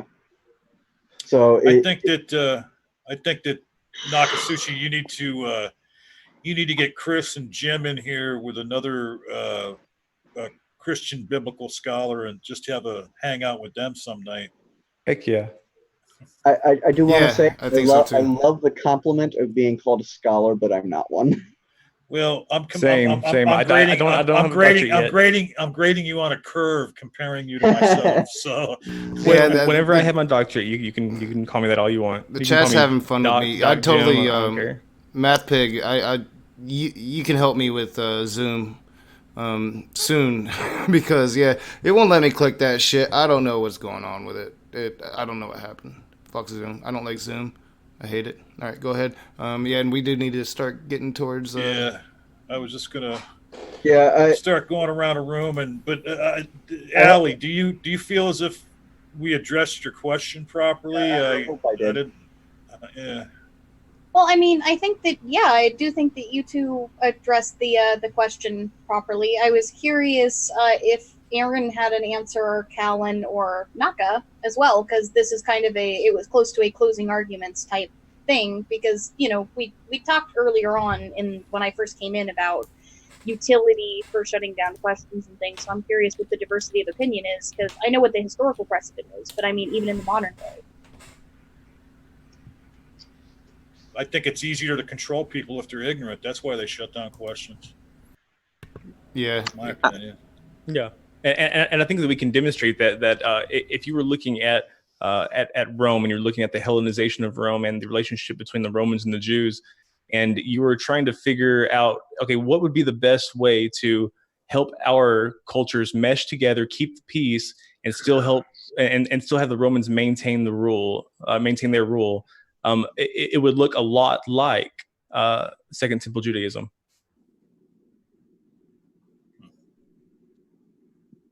Yeah. So I why don't we think start? Oh, go ahead, Hmm? Callan. Go ahead, Callan. I think that it's impossible to close off all questions completely because that would involve a most severe form of mind control. So ultimately, no, it's more a matter of not of closing questions to keep to, or at least minimizing them to a certain extent, so that you change as little as possible. Because unless you make people robots, people are going to have to think. You have to think in order to do a number of daily tasks. Unless they're claiming to have divine revelation while they're writing them. No, even if they claim to have divine revelation, I'm not talking about questioning whether the divine revelation is true or not. I'm questioning more. If you're in that position, you question more. How can I be a better Christian, or how do I interpret this? What am I interpreting? Various things which they're supposed to provide answers for, but to some members, those answers aren't going to prove satisfactory. Hence why some leave. Others may shift it in a little bit different of a direction, and still others may go in another direction.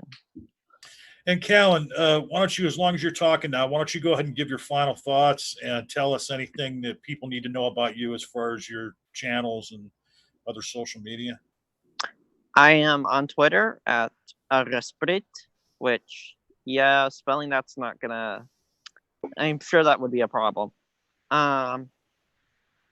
You'll find me floating around. I'm also with Alikai on polyology. In fact, we'll be having a little bit more of an in-depth conversation about this from a polytheistic perspective on polyology on Thursday at 6 p.m. So please join us. I forgot to plug my channel. I'm Well, Jim. I'm gonna give you your final words. Go ahead, Jim. Any final words on the topic? And on the topic, I mean, just to like stick to the topic. Why does the church shut down questions that they're uncomfortable with?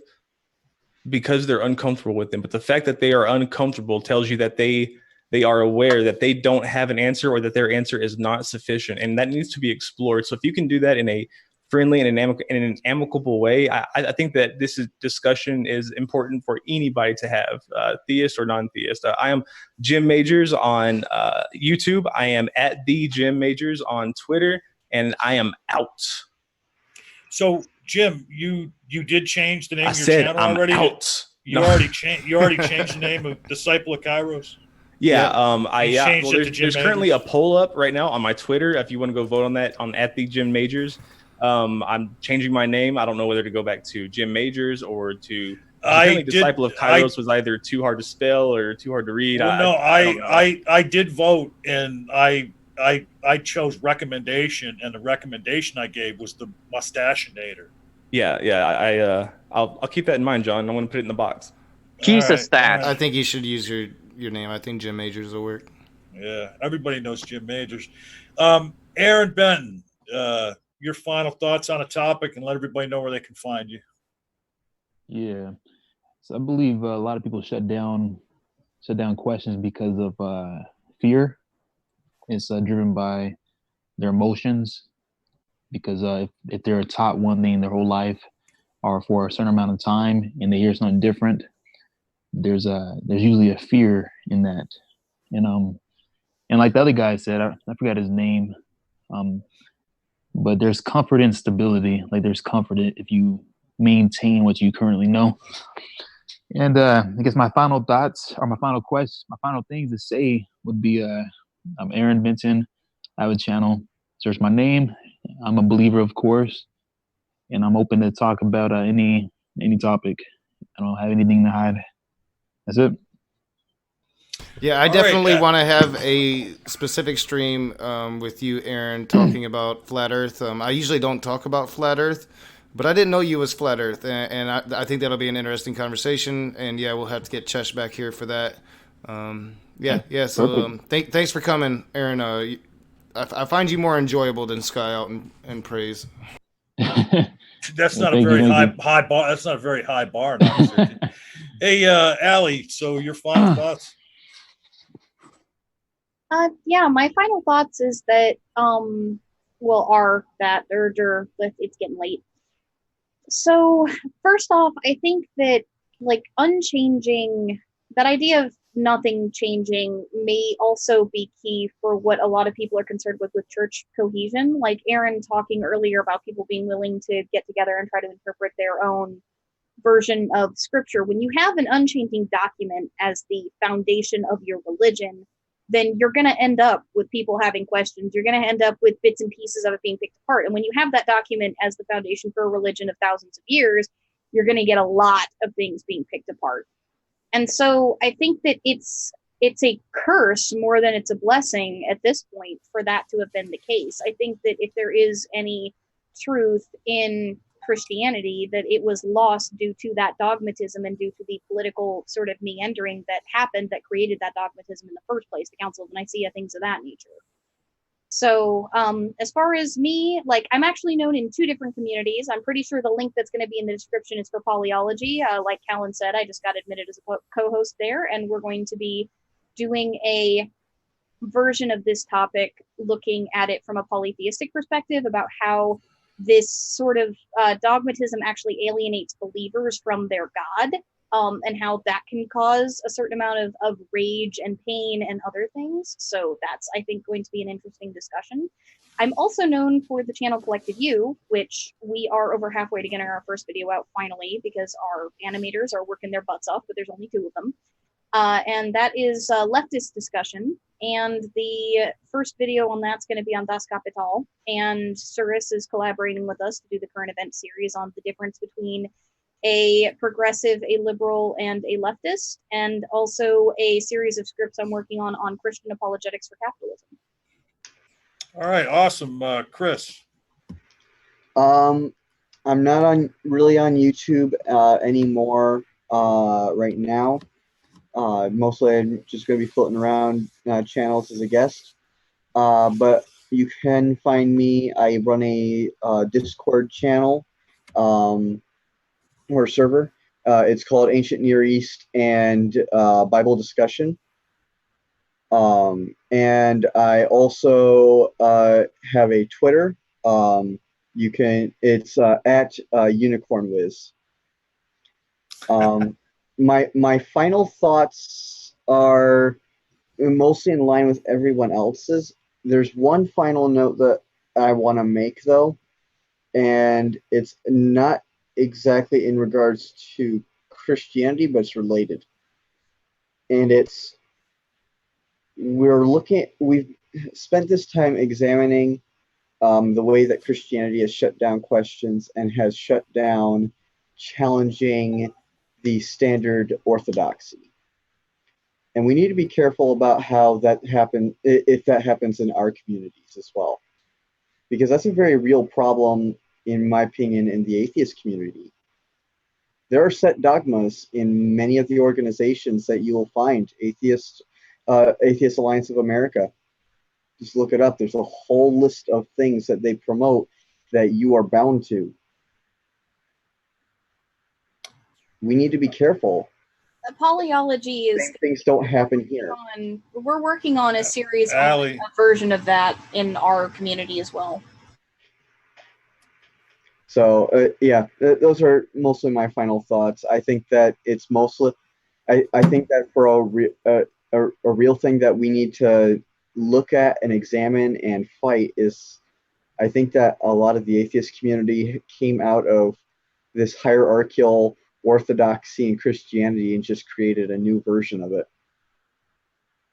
All right, thanks, Chris. And before I turn it over to our magnanimous host, my name's John Peterson. I have a new channel called The Amateur Conversationalist. As soon as I get my new computer this week, should be getting here tomorrow or the next day, I'll start getting some videos up on there again. Also on Saturday nights, I do a stream on the Great Debate Community channel. We'll be getting back to that hopefully this weekend. And sometime in the near future, I'm going to start doing a midweek stream on Nakasuchi's channel because his work schedule prohibits doing that, except real late at night.